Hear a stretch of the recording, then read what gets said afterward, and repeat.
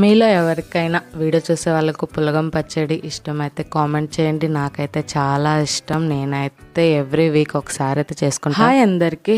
ఈ సండే అయితే మార్నింగే నేనైతే పులగం అయితే చేస్తున్నా. రోజు టిఫిన్లు తిని బోర్ కొట్టింది మా ఇంట్లో. అదే సండే రోజు అన్నం తింటే చాలా బాగుంటుందని అనిపించింది.